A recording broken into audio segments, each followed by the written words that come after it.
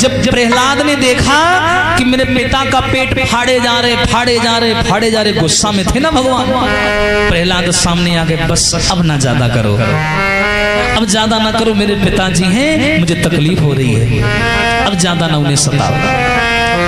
एकदम से हिरण्याकश्यप को फेंक दिया जमीन में मार करके, प्रहलाद को गोद में ले लिया। बताओ बेटा, धन्य है तुम्हारे जैसा पुत्र जो 5-6 वर्ष की आयु में तुम्हारा आत्मविश्वास इतना चरम सीमा पर था कि तुमने बड़े बड़े संतों की तपस्या को पीछे कर दिया। अरे धन्य है तुम्हारे उस आत्मविश्वास को।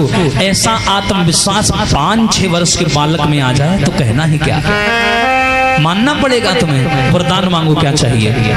प्रहलाद बोले, पिताजी अगर कुछ देना ही चाहते हो, हे मेरे राम, अगर कुछ देना ही चाहते हो तो ना मुझे धन चाहिए, ना दौलत चाहिए, ना कोई ऊंचा पद चाहिए। अगर कुछ देना हो तो इतना दे देना, जो मेरे पिता हैं जिनको तुमने मारा है, इन्होंने अपनी जिंदगी में बड़े पाप किए हैं, कभी इन्होंने तुम्हारा नाम नहीं लिया, इतने पाप किए, बस प्रभु तुम इनको नरक मत भेजना। बस देखो ऐसा बेटा, प्रहलाद कह रहे हैं बस इनको नरक ना भेजना, जो मैंने पुण्य कमाया है, मेरे पुण्य का हिस्सा मेरे पिताजी को दे देना, इन्हें नरक मत भेजना, क्योंकि इन्होंने बड़े बुरे पाप किए हैं, सारी जिंदगी अत्याचार करते रहे। तो मेरे हिस्से का पुण्य मेरे पिताजी को दे देना। मैं तो पुण्यात्मा हूँ, पुण्य फिर कमा लूंगा, लेकिन पिताजी तो जा चुके हैं, इन्हें नरक न भेजना। भगवान मुस्कुराए, बोले पागल हो, अरे नरक की बात कर रहे हो, मेरे हाथों से जो मरता है उसे नरक नहीं, वो तो जन्म जन्म के लिए तर जाता है, ध्यान रखना। हाँ, और इससे तो हमारा पुराना रिश्ता है हिरण्याकश्यप, मैंने इसको भेजा था। हाँ, ये जय और विजय नाम के द्वारपाल थे मेरे दरवाजे पर। हाँ, इनको श्राप दे दिया गया था, तब ये जाकर के हिरण्याक्ष और हिरण्याकश्यप बने थे। इनका ही मैंने उद्धार करने के लिए सारी माया रचाई थी। और कहा भी गया, डगरपन घटे की बहुत कठिन है, डगरपन घटे की बहुत कठिन है।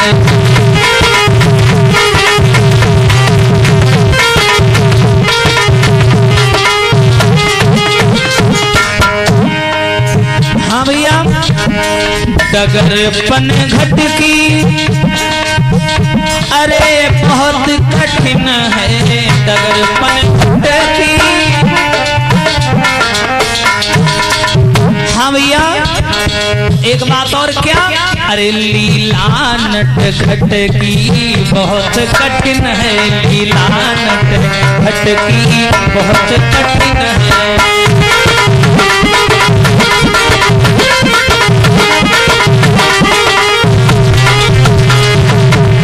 डगरपन घट की बहुत कठिन है और लीला नट घट की बहुत कठिन है।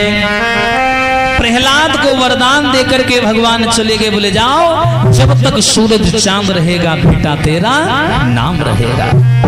इतना बोल करके चले गए। बोलिए सच्चिदानंद भगवान की।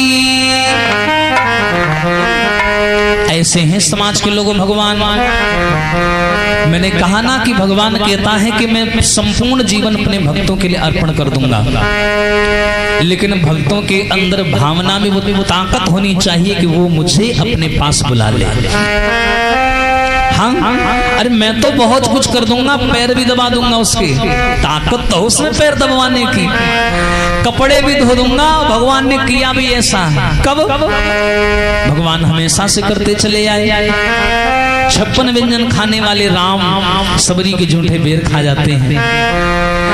मखमल के गद्दों पर सोने वाले राम केवट निषाद राज के यहाँ पत्तों पे सो जाते हैं। विचार करिए, दुनिया में सबको उंगली पर नचाने वाले राम राजा बलि के उंगली के इशारों पे नाच जाते हैं। बताइए।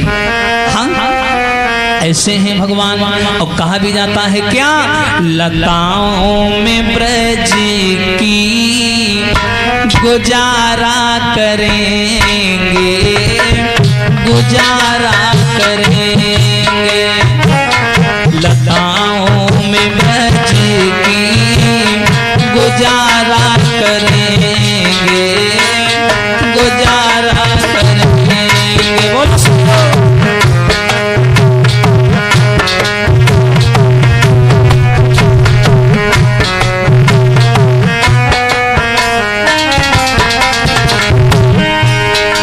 अरे लताओं में ब्रज की गुजारा करेंगे, कन्हैया कन्हैया भैया पुकारा करेंगे, पुकारा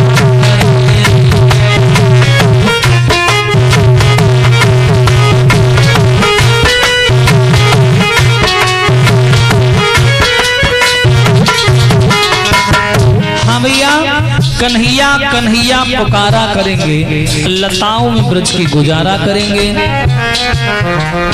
कैसे?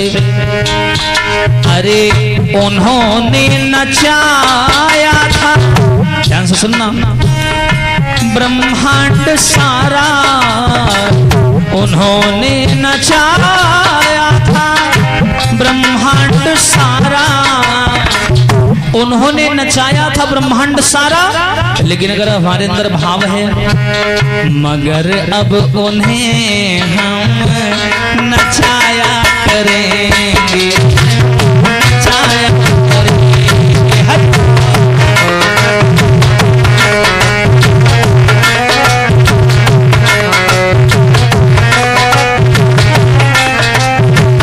कन्हैया कन्हैया भैया पुकारा करेंगे, पुकारा करेंगे। हाँ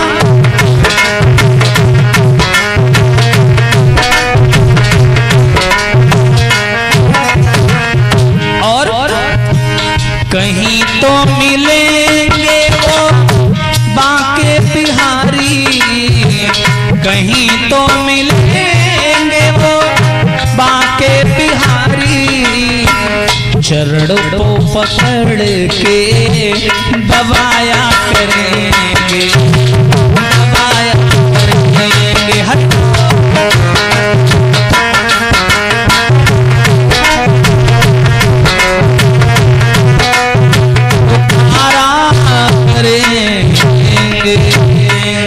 बोलिए आनंद कंद भगवान की। अब खड़े हो जाएं सभी।